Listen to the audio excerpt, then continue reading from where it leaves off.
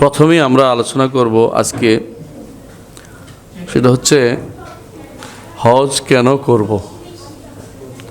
হজ কেন করব এটাকে সবার আগে অন্তরে মন মাইন্ডে স্থান দেন। হজ কেন করব, আগে যা ছিল তা বাদ দিয়ে দেন, নতুন করে কিছু জিনিস ঢুকানোর চেষ্টা করেন। আল্লাহ তাআলা বলছেন, ওয়ালিল্লাহি আলান নাসি হিজ্জুল বাইতি মান ইসতাতা ইলাইহি সাবিলা। ওয়ালিল্লাহি আলান নাসি, প্রথমে ওয়ালিল্লাহি, আর আল্লাহর জন্য। কথা শুরু হওয়ার আগে আল্লাহর জন্য হয়ে গেছে। কীরকম?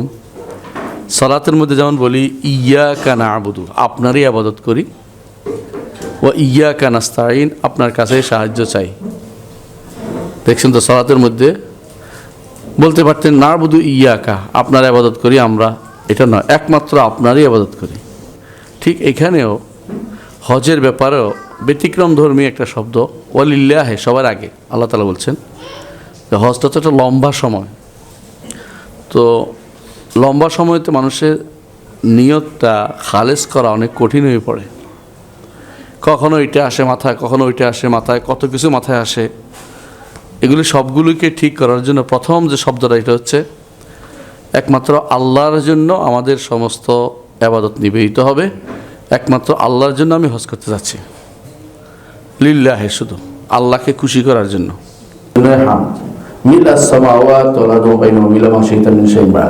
আসমান জমিন ভর্তি করে আমি হামদ আপনাকে দিচ্ছি, আপনার প্রশংসা করছি, আসমান জমিন ভর্তি করে হামদ, আল্লাহ প্রশংসা, এটা তো আল্লাহ খুশি বেশি। এই জন্য উম্মতুল হাম্মাদুন। এমনকি যখন জান্নাতে যাব আমরা কি বলবো? আলহামদুলিল্লাহিল্লাযী সাদাকানা ওয়া'দা। জান্নাতে যেতে চান নাই? সবাই আমরা যেতে চাই। জান্নাতে গেলেই আমরা বলবো আলহামদুলিল্লাহিল্লাযী সাদাকানা ওয়া'দা। আল্লাহর জন্য যখন শত হামদ, কেন তিনি আমাদের ওয়াদা সত্য করে দেখিয়েছেন, জান্নাতে আসতে পেরেছি। আবার সর্বশেষ কথা হবে ওয়া আখিরু দাওয়ানা আনিল হামদুলিল্লাহি রাব্বিল আলামিন। সর্বশেষ কথা হবে জান্নাতীদের যে সমস্ত হামদ একমাত্র কার জন্য? আল্লাহর জন্য। আর কোরআনে কারীমে আল্লাহ তাআলা বলছেন, ফেরেশতারা যে আল্লাহর আরশে ঘিরে আছে তারা কি বলে? ওয়া তারাল মালায়েকাতা হাফিনা মিন হাওলিল আরশ ইউসাব্বিহুনা বিহামদি রাব্বিহিম। তারা হামদ করে, কি বলে? সুবহানাল্লাহি ওয়া বিহামদিহি। আল্লাহর কাছে প্রিয় বাক্য হচ্ছে এটা, আল্লাহর কাছে প্রিয় বাক্য হচ্ছে হামদ, সুবহানাল্লাহি ওয়া বিহামদিহি, সুবহানাল্লাহিল আযীম। ইমাম বুখারী রাহমাতুল্লাহ সবশেষে এটা এনেছেন হাদিসের মধ্যে, আপনারা জানেন। এর অর্থ হচ্ছে যাবতীয় হামদ আল্লাহর জন্য। এটাই বলেন যখন আপনি তালবিয়া পাঠ করেন, তখন কি বলেন? রব্বানা, কি বলেন তখন?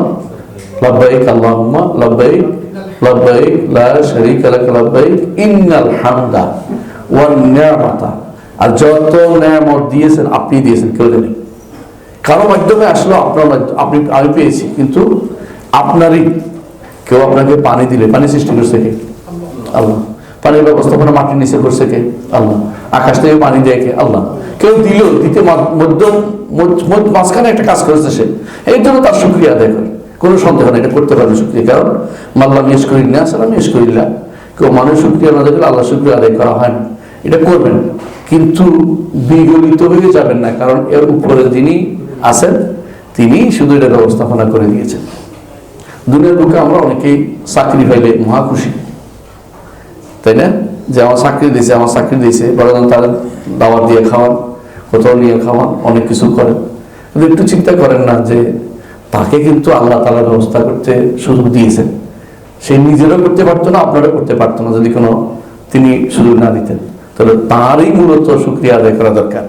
এই জন্য যখনই কারো শুকরিয়া আদায় করবো, সবার আগে আলহামদুলিল্লাহ, আগে আলহামদুলিল্লাহ।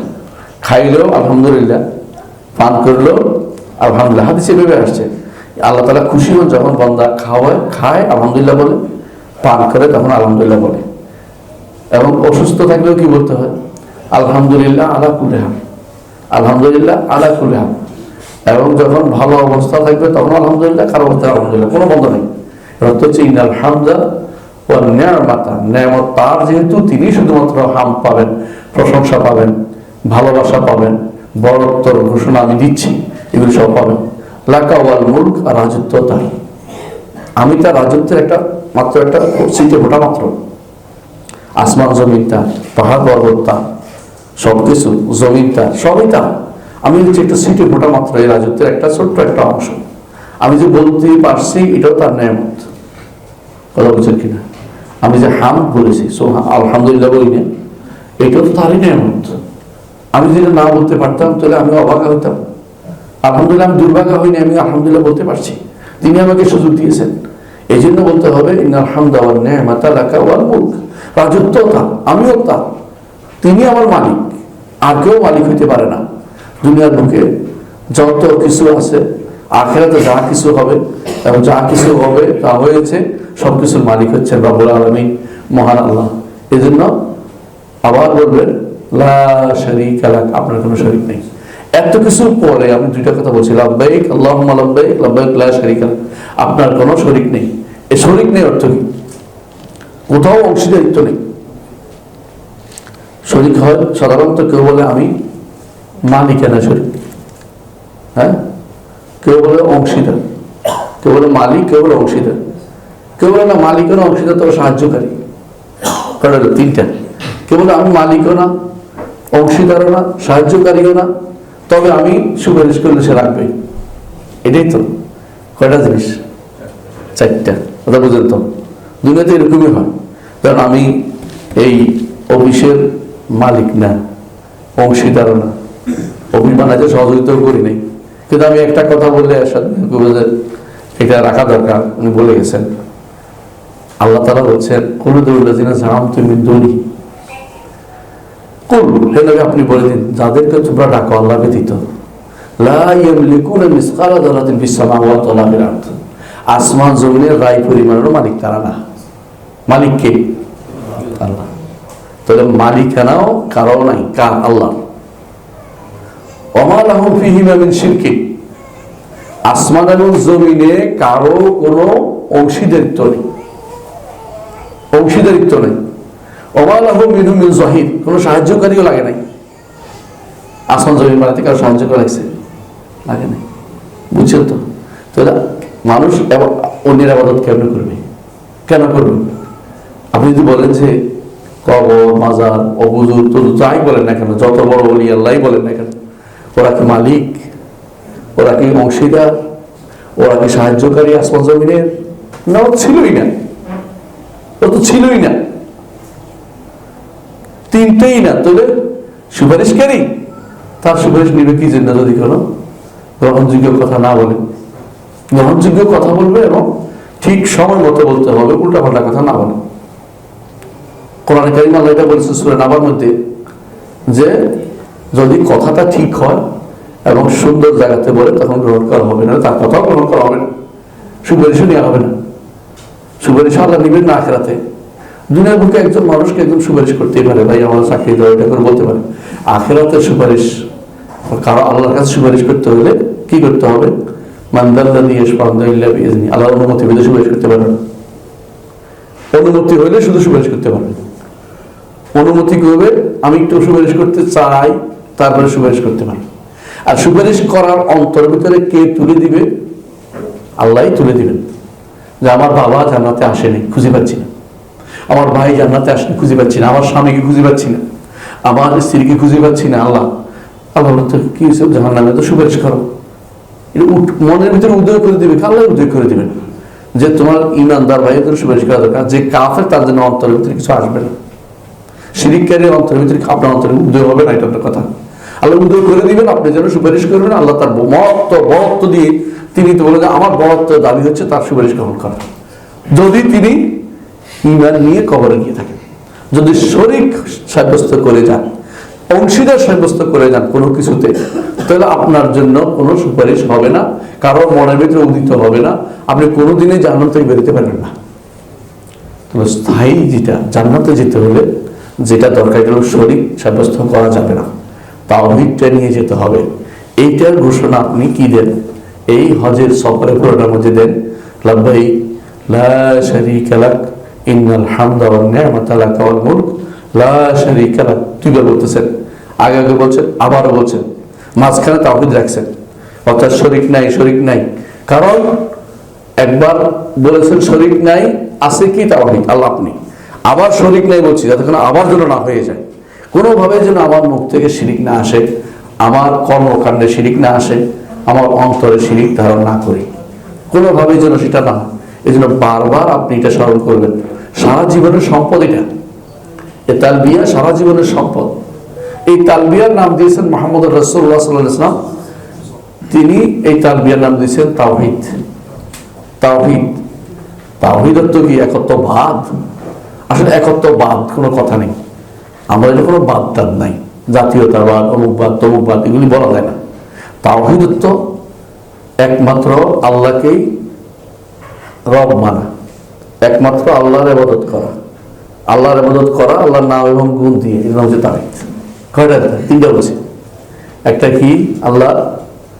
আল্লাহকে রব মানা, আরেকটা হচ্ছে আল্লাহ ইবাদত করা, আরেকটা হচ্ছে আল্লাহর নাম গুণ দিয়ে সে ইবাদতটা করা, শিখিয়ে দেওয়া, ইবাদত করা। কঠিন কিছু না, একদম সহজ।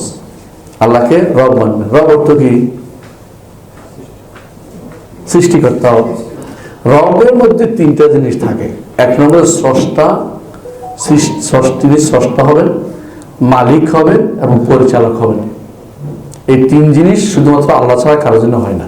এই জন্য তিনি আমাদের রব, তিনি আমার রব। একটা বই আছে, তিনি আমার রব, এটা পড়বেন যদি কোনো কারো থাকে, বইটা ভালো। তিনি আমার রব, আমার ছেলে অনুবাদ করছে, আব্দুল্লাহ মজুমদার, দেখেন বইটা কিনেন, ভালো।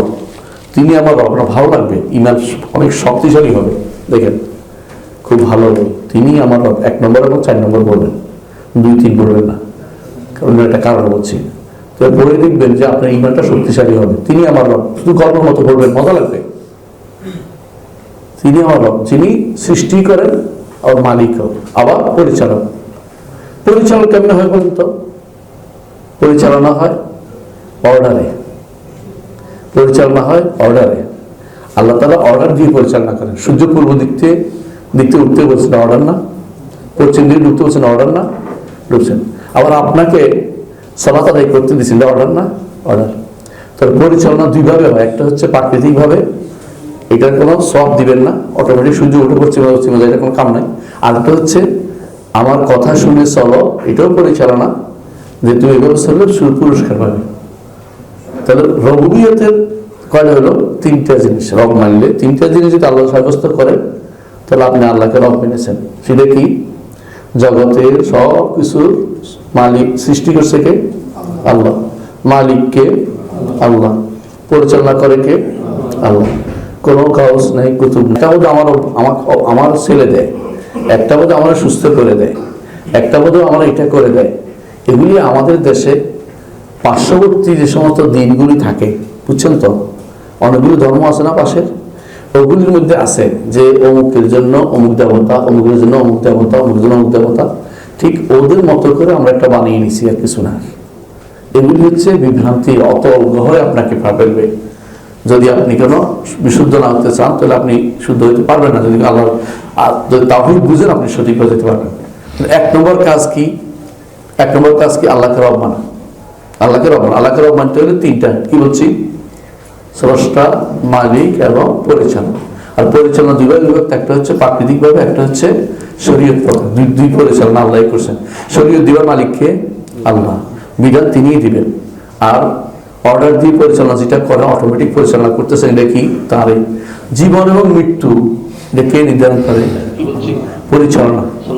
কিন্তু কিছু জিনিস আমাকে করতে বলছেন, যেমন কি হজ, যেমন কি সালাত, যেমন কি যাকাত, যেমন এগুলি, এটাও কিন্তু তার অর্ডারে পরিচালিত হয়, হুকুম বলে এটাকে।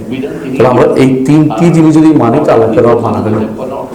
আল্লাহকে রব মানতে হবে, এক নম্বর কথা, তাই না? 2 নম্বর, আল্লাহকে রব মানার পরে আল্লাহর ইবাদত করতে হবে। তিনি যেহেতু আমার স্রষ্টা, তিনি আমার মালিক, তিনি আমার পরিচালক, আমার যাবতীয় ইবাদত তার দিকে যাবে। এটাই হচ্ছে ইন্নাল হামদা ওয়ান নি'মাতা লাকা ওয়াল মুলক। সবকিছু আপনার, আমি শুধু আপনারই ইবাদত করতে আসছি, আমি কারোর জন্য কিছু করব না। এটা আপনি স্পষ্ট বলবেন। এরপরে আপনি বলবেন যে আমি আপনাকে কিভাবে ডাকবো, কি নাম দিয়ে ডাকবো? তখন আমার অনেক নাম আছে, ওয়ালিল্লাহিল আসমাউল হুসনা ফাদউ বিহা। আমার সুন্দর সুন্দর নামগুলি দিয়ে আমাকে ডাকো। সে নামগুলি কি? আল্লাহ আপনি গফুর রহিম, আমাকে ক্ষমা করে দেন। আল্লাহ আপনি দাতা, আমাকে দেন। আল্লাহ আপনি এটা আমাকে দেন। বাবা আল্লাহ করিম, আপনি আমাকে দয়া করেন। এই যে প্রত্যেকটা নামের সাথে আপনার একটা কি আছে, আল্লাহকে ডাকা জড়িত আছে। এটা হচ্ছে তাওহীদ, কঠিন কিছু না, সহজ জিনিস। একটা উপর দিক থেকে আসে, সৃষ্টি আমার হাতে নাই, মালিকানাও আমার কাছে না, পরিচালনা আমার কাছে না, আমাকে আমার উপর আসে পড়ছে যেন আমি স্বীকার করে নিই। আর এটা আমার দিক থেকে উপরের দিকে যায়, আমি ইবাদত করি, সেটা কোথায় যায়? আল্লাহর কাছে চলে যায়। আমি সুবহানাল্লাহ বললে এটা কোথায় যায় জানেন? রাসূলুল্লাহ সাল্লাল্লাহু আলাইহি ওয়াসাল্লাম বলেছেন, কেউ সুবহানাল্লাহ বললে এটা আল্লাহর কাছে উঠে চলে যায়। বলে আমি কোথায় থাকবো, জায়গা করে দেব। সুবহানাল্লাহ মানে সুবহানাল্লাহ বললেই এটা ওখানে, আল্লাহ বলে যে তোমার ব্যবস্থা হবে, থাকো, তার ব্যবস্থা করে দেয়। আপনি যেটাই করেন না কেন উপরের দিকে উঠে যায়। দলিল কোরআন, আল্লাহ বলছে ইলাইহি ইয়াসআদুল কালিমুত তাইয়্যিব, উত্তম বাণীগুলি আল্লাহর দিকে উঠে যায়। আল্লাহ কোথায়? আরশের উপরে।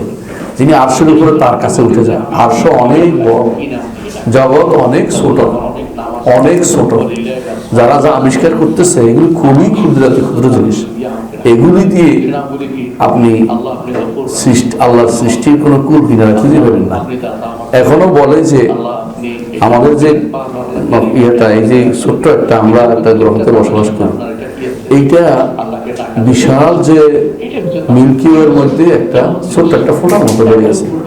তাহলে এই বিশাল মিল্কি ওয়ে সবটাই তো জমি আল্লাহ আসমানের নিচে, কিন্তু আসমানের নিচে, আসমান সব দিকে একটা একটা করে ঢাকনা দেয়া, ঢাকনা আছে না, প্লেট যেমন ঢাকনা দেয় না, একটা ঢাকনা দেয়া আছে আসমান দিয়ে। আল্লাহ বলছেন আসমান ওয়াসসামা বিনা, আসমান যে ঘর রূপে, নিচে যা আছে এগুলি আমরা দেখি, আসমানের উপরে ওঠার ক্ষমতা আমাদের নাই। আল্লাহ তাআলা তিনি এই বিশাল সৃষ্টি যেটা আমরা দেখতে পাচ্ছি, এটা আল্লাহর কাছে অনেক ছোট, এটা বড় না খুব বেশি। আমাদের কাছে বড় কেন, আমরা এর চেয়ে বড় কিছু দেখিনি, তাই এই জন্য আমাদের কাছে এটা বেশি বড় মনে। আল্লাহ কুল্লাহ যত বিশালে হোক না কেন, সবই কিন্তু আমার রবের সৃষ্টি। তো আল্লাহর জন্য তিনি, আল্লাহর জন্য রব উইল সাব্যস্ত করা, রব হিসেবে তাকে সব মেনে নেওয়া, ইবাদত তার করা এবং নাম গুণ দিয়ে তাকে ডাকা, এই দাসত্ব তার করা পরিপূর্ণভাবে, এটাই কিন্তু আমাদের তাওহীদ। এটা বাস্তবায়ন করার জন্য হজ করতে যাচ্ছি। এইটা যদি ভেঙে যায় কোনো কারণে, হজ বৃথা। মনে রাখবেন হজ কোনো কাজেই লাগবে না। ধরেন আমি বুঝাই বলি, আপনি আল্লাহর ইবাদত করতে যাচ্ছেন, দাসত্ব আল্লাহ বলেছেন আমি আল্লাহর দাসত্ব, আপনার দাসত্ব করুন। ওখানে যে একেবারে ভালো ভালো সুন্দর ইবাদত করছেন, একেবারে সবসময় তার ব্যাপার করতে করতে গলা বসে গেছে, এটা শুনলো বেশি বেশি দূর তার ব্যাপার শুনলো। তোয়াফ করছেন, দুনিয়া পৃথিবীর আর কোথাও তোয়াফের জায়গা নেই, মক্কা ছাড়া আর কোথাও তোয়াফের জায়গা নেই, একমাত্র মক্কা ছাড়া। তোয়াফ করছেন, গুনাহ মাফ হয়ে গেছে, একদম ভালো হয়ে গেছে, আলহামদুলিল্লাহ। হাদিসে আছে যে ওই ঘরে যদি 7 বার চক করে তার গুনাহ ক্ষমা হয়ে যায়, আল্লাহ তাআলা বলছেন। মানুষের হত্যা মাফ হবে না, মানুষ না মাফ করে দিলে। তো এইগুলি করার পরে যদি আপনি মনে করেন যে মনে মনে আপনার আসলো যে আমার নবী বোধ হয় আমার কিছু উপকার করে দিতে পারবে, এইটু মনে আসলে মাত্রই আপনার সমস্ত আমল হয়ে গেছে। কেউ কারো উপকার দিতে পারবে না, আপনার উপকার কে করবে? আল্লাহ তার নবীকে বলছেন, কুল ইন্নী লা আমলিকু লাকুম দাররান ওয়ালা রাশাদা, হে নবী আপনি বলে দিন আমি তোমাদের জন্য ভালো কিংবা মন্দ করার কোনো ক্ষমতা রাখি না। আল্লাহ তাআলা তার নবীকে বলছেন বলে দিন, বলে দিন। এবং কি নবী বলতেছেন, লাউ কুনতু আ'লামুল গায়বা লাস্তাকসারতু মিনাল খায়র, যদি আমি গায়েব জানতাম তো অনেক ভালো ভালো কাজ করতে পারতাম। রাসূল গায়েব জানেন না, তো রাসূলকে আল্লাহ গায়েব যেটা দিয়েছেন ওইটা শুধু আমাদেরকে বলেছেন। নিজের পক্ষ থেকে কোনো গায়েব রাসূল জানার কোনো ক্ষমতা নাই। রাসূলকে আল্লাহ যেগুলো জানিয়েছেন তিনি আমাদের জানিয়েছেন, কিয়ামতের রায় কি হবে না হবে সব বলছে না, হাসরের মাঠে কি হবে বলছে না, জান্নাতে যাইতে হলে কি করে সব বলছে। এগুলো হচ্ছে গায়েবের সংবাদ প্রাপ্ত, যেটা সংবাদ আল্লাহ দিয়ে দিয়েছেন এটা গায়েবের বাকি রয়নি, এটা আসে নাই বলে আমাদের কাছে গায়েব, কিন্তু অবশ্যই হবে। কিন্তু কিয়ামত কখন হবে গায়েব রাসূল জানেন, রাসূলও জানেন, রাসূলও জানেন, বুঝলেন তো? দুনিয়ার কোনো ওলি আল্লাহ জানে, পীর ফকির জানে, কেউ জানে না। অনুরূপভাবে কে কোথায় মারা যাবে কেউ বলতে পারবে না। পাঁচটা কথা সূরা লোকমানের শেষে আসছে, জানেন? সূরা লোকমানের শেষ আয়াতে এসেছে। এই 5টি বিষয় আমি লম্বা করছি না, একটু বুঝিয়ে দিচ্ছি যে আপনি যদি কোনো তাওহীদ নিয়ে ওখানে ধারণ করে তাওহীদের ঘোষণা দিতে পারেন, তাওহীদ নিয়ে থাকতে পারেন, বাকি জীবন যদি কোনো তাওহীদের উপর বসে রাখতে পারেন তো আপনার হজ সার্থক। আর যদি মনে করেন যে তাওহীদ আছে, ঠিক আছে বুঝছি, কিন্তু ওই আল্লাহদের জন্য কিছু একটা করতে হবে বা তাদের খুশি করতে হবে, তাদের জন্য আপনি শেষ। তাদের জন্য কোনো ক্ষমতা আপনি সাব্যস্ত করবেন না। কারণ আমার নবী কোনোদিন বলেন নাই যে ইব্রাহিমের এই ক্ষমতা ছিল, আমার দাদা তার পূর্বপুরুষ ইব্রাহিম আলাইহিস সালাম ছিলেন, অথবা আমার পূর্ব ইসমাইলের ক্ষমতা ছিল। আল্লাহ ইব্রাহিমের ওসিলা ইসমাইলের ওসিলা দেন বলছে কোনদিন? না, বলেন না। আপনি কেন বলবেন এটা? আপনি ভুল করতে যাবেন না। আপনাকে যদি সত্যি সত্যি হজ করতে চান, যে হজটার কারণে আপনি সমস্ত গুনাহ ক্ষমা হয়ে যাবে, মরলেই জান্নাতে যাবেন, মরলেই জান্নাতে যাবেন, সে হজটা হচ্ছে তাওহীদের বাস্তবায়ন করবেন, কোনো শিরক যেন না থাকে। লাব্বাইক লা শারীকা লাক, আল্লাহ আমি হাজির, আপনার কোনো শরীক নাই, সারা জীবন আমি ঘোষণা দিতে থাকবো আপনার কোনো শরীক নেই, ঘোষণা দিতে থাকবো। ঘোষণা দিলে কি ওটা করতে পারবেন? ঘোষণা দিয়ে থাকবেন লা শারীকা লাক ওয়াহদাহু লা শারীকা লাহু। বলেন আমরা লা ইলাহা ইল্লাল্লাহ ওয়াহদাহু লা শারীকা লাহুল মুলকু ওয়া লাহুল হামদু ওয়া হুয়া আলা কুল্লি শাইইন কাদির। একটু চিন্তা করেন তো, এই যে এই বাণীটা, এটা সবচেয়ে ভালো জায়গা, সবচেয়ে দামি জায়গা, সবচেয়ে সম্মানের জায়গা কোথায়? আরাফার মাঠ। আরাফার মাঠে কিন্তু এটা হচ্ছে সবচেয়ে উত্তম বাণী, যা রাসূল বলছেন যে আমি বলেছি, আমার পূর্ব যারা আছে নবীরা তাই বলেছে। সেটা কি? লা ইলাহা ইল্লাল্লাহ ওয়াহদাহু লা শারীকা লাহু লাহুল মুলকু ওয়া লাহুল হামদু ওয়া হুয়া আলা কুল্লি শাইইন কাদির। দেখছেন তো কিভাবে সেটিং হয়েছে? প্রতিদিন সকালেও কিন্তু সেটিং করেন। কবে বলেন? 10 বার, বিকালে 10 বার, সালাতের মধ্যেও বলেন না? সালাতের মধ্যেও বলেন। এর অর্থ হচ্ছে ওয়া লা ইলাহা গায়রুকা, প্রথম শুরুতেই তো বলেন, প্রথম শুরুতেই বলেন লা ইলাহা গায়রুকা, লা শারীকা লাক। বাকি জীবন যদি